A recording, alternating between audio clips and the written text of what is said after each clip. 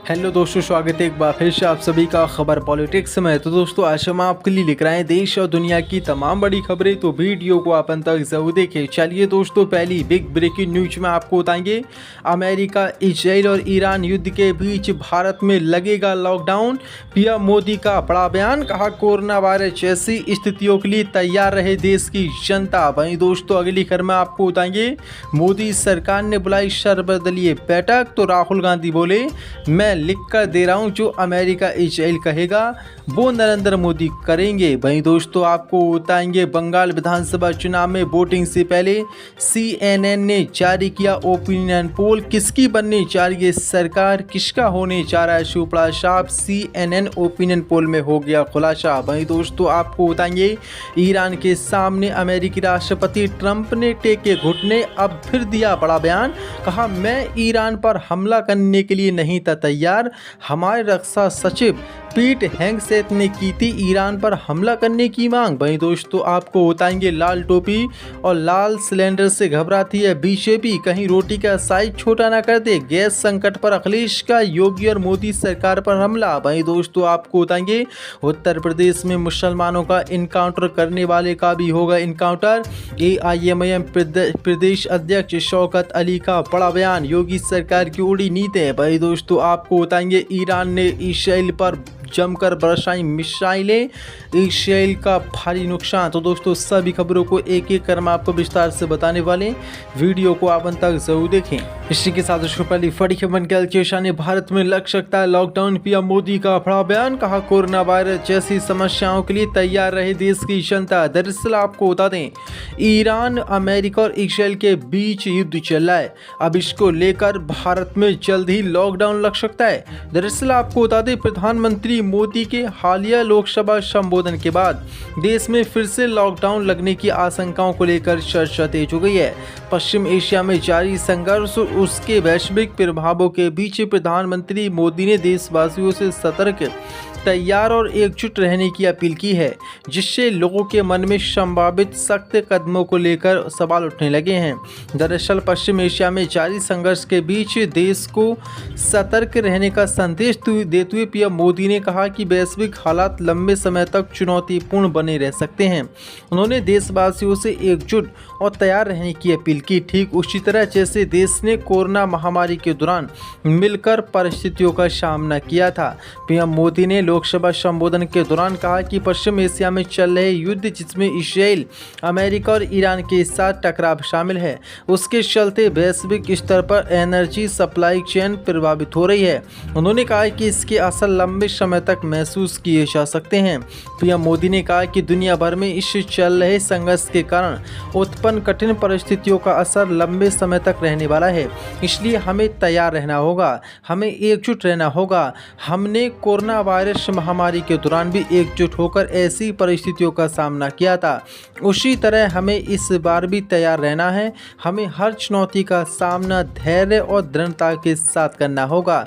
यही हमारी पहचान है, यही हमारी ताकत है। लोकसभा में दिए गए भाषण को लेकर अब कयास लगाए जा रहे हैं कि जल्द ही भारत में जो गैस सिलेंडर और डीजल पेट्रोल की कमी हो रही है, उसको लेकर लॉकडाउन मोदी सरकार लगा सकती है। इसके संकेत खुद पीएम मोदी ने दिए हैं। इसी के साथ किशन सरकार ने बुलाई सर्वदलीय बैठक। राहुल गांधी बोले, मैं लिख कर दे रहा हूं, जो अमेरिका इजराइल कहेगा वो नरेंद्र मोदी करेंगे। दरअसल आपको बता दें, केंद्र की मोदी सरकार ने पश्चिम एशिया संकट पर कल यानी कि 25 मार्च को शाम 5 बजे एक सर्वदलीय बैठक बुलाई है, लेकिन विपक्ष के नेता राहुल गांधी ने इस बैठक से दूरी बना ली है। राहुल गांधी ने मोदी सरकार पर हमला बोलते हुए कहा कि मैं लिख कर दे रहा हूं, जो अमेरिका इजराइल कहेगा वो नरेंद्र मोदी करेंगे।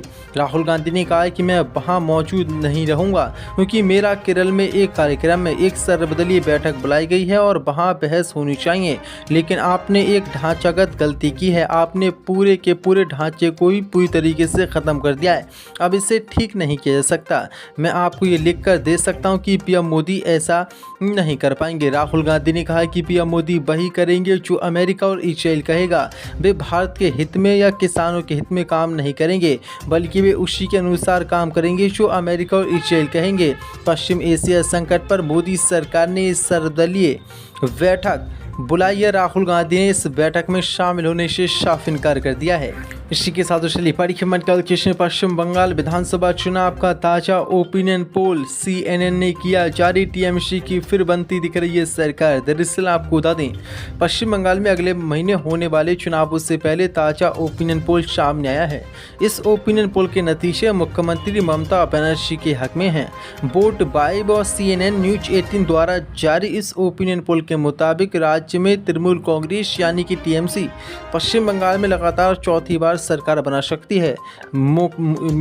ओपिनियन पोल के मुताबिक विपक्षी पार्टी यानी कि BJP को राज्य में 98 से 108 सीटें ओपिनियन पोल के मुताबिक मिल सकती हैं। वहीं TMC यानी कि ममता बनर्जी को अब की बार राज्य में 190 से 200 विधानसभा सीटें मिलने की संभावना है। अगर वोट प्रतिशत की बात की जाए तो TMC को राज्य में 42% वोट मिलने का अनुमान है, जबकि भाजपा को महज 35% वोट मिलने का अनुमान है। यानी कि इस ओपिनियन पोल के मुताबिक अब की बार एक बार फिर से TMC की सरकार पश्चिम बंगाल में बनने जा रही है। ये ओपिनियन पोल CNN न्यूज 18 और वोट वाइब ने जारी किया है, जो कि BJP के लिए वोटिंग से पहले बहुत बड़ा झटका माना जा रहा है। इसी के साथ चलिए बड़ी खबर कल कृष्ण ईरान के सामने अमेरिकी राष्ट्रपति ट्रंप ने टेके घुटने, कहा मैं नहीं था ईरान पर हमला करने का पक्षधर।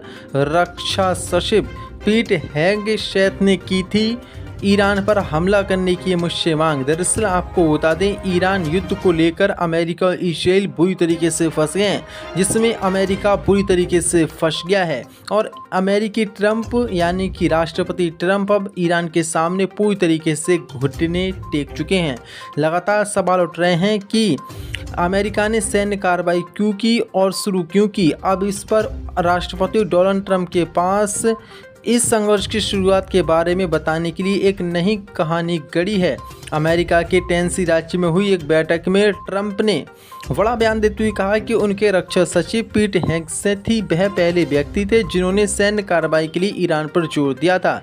ट्रंप ने अपने बगल में बैठे हेगसेथ से कहा कि पीट, मुझे लगता है कि आप ही वह पहले व्यक्ति थे जिन्होंने इस बारे में बात की थी और आपने कहा था कि चलो ऐसा करते हैं और ईरान पर हमला करते हैं, क्योंकि आप उन्हें परमाणु हथियार हासिल नहीं करना दे सकते थे।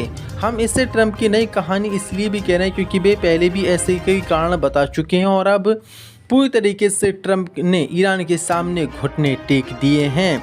और अब अमेरिकी राष्ट्रपति ट्रंप ने ईरान के खिलाफ सैन्य हमले शुरू करने के पहले की जिम्मेदारी अपने रक्षा सचिव पीट हेगसेथ पर डालते हुए दिखाई दे दिया है। उन्होंने कहा कि मैं इस हमले का पक्षधर नहीं था और मैं ईरान पर हमला नहीं करना चाहता था, लेकिन हमारे रक्षा सचिव पीट हेगसेथ ने मुझसे कहा था कि ईरान पर हमला किया जाए।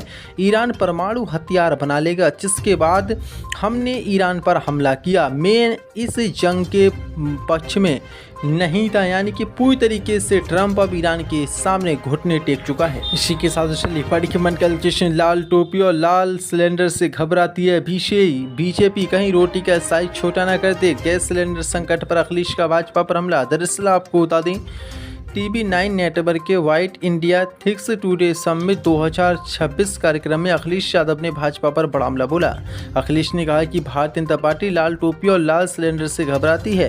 उन्होंने देश की वर्तमान स्थिति पर अपनी बात रखते हुए कहा कि आज आम आदमी LPG को लेकर परेशान है। LPG को लोग लापता गैस कह रहे हैं। उन्होंने सरकार पर तीखा हमला बोलते हुए कहा कि उन्होंने पहले बोरी से चोरी की, फिर 14 किलो का सिलेंडर 10 किलो का कर दिया। कहीं ऐसा ना हो अब ये कहा जाए कि आप रोटी का साइज भी छोटा कर लें। दरअसल आपको बता दें, ईरान अमेरिका युद्ध पर अखिलेश ने कहा कि भारत के लोगों को बहुत बड़ा सपना दिखाया गया था कि हम विश्व गुरु बन जाएंगे। अगर ये सपना दिखाया गया तो ये भी दिखाना चाहिए था कि भारत युद्ध को रोक सकता है, लेकिन लोगों ने देखा कि बिना प्रोटोकॉल के, बिना तैयारी के सरकार के प्रमुख सांसद पाकिस्तान में उतर गए थे। उन्होंने मोदी पर चुटकी लेते हुए कहा कि इस बार वो इजराइल से लौटे तो युद्ध हो गया। अगर इजराइल से लौट रहे थे तो ईरान में रुक गए होते तो युद्ध नहीं होता। इसी के साथ चलिए बड़ी खबर कल कृष्ण यूपी में मुसलमानों का इनकाउंटर करने वाले का भी हुए इनकाउंटर। AIMIM प्रदेश अध्यक्ष का बड़ा बयान। दरअसल आपको बता दें, यूपी एआईएमआईएम के अध्यक्ष हाजी शौकत अली ने एक बार फिर से बड़ा बयान दिया है। उन्होंने एक मेरठ में कार्यक्रम को संबोधित करते हुए कहा कि अगर उत्तर प्रदेश में उनके 11 विधायक भी जीतते हैं तो वो वादा करते हैं कि यूपी में मुसलमानों का इनकाउंटर करने वालों का भी इनकाउंटर होगा। इस बयान के बाद अब उत्तर प्रदेश की राजनीति गड़बड़ा गई है। जानकारी के अनुसार एआईएमआईएम नेता हाजी शौकत अली मेरठ में आयोजित ईद मिलन कार्यक्रम में शामिल होने पहुंचे थे, जहां कार्यक्रम को संबोधित करते हुए उन्होंने योगी सरकार पर जमकर हमला बोला। इस दौरान शौकत अली ने कहा कि मेरे दोस्तों, मैं 111 नहीं, आप मुझे यूपी से 11 जिता कर दो। मैं आपसे वादा करके चाह रहा हूँ कि उत्तर प्रदेश में किसी मुसलमान का अगर इनकाउंटर होगा तो इनकाउंटर करने वाले का भी इनकाउंटर होगा इंशाल्लाह। मैं वादा करके चाह रहा हूँ आपसे। इसको लेकर अब बहस छिड़ गई है और सियासत उत्तर प्रदेश की बढ़ गई है और यहाँ पर अब सभी पार्टियाँ एआईएमआईएम पर हमलावर हो गई हैं।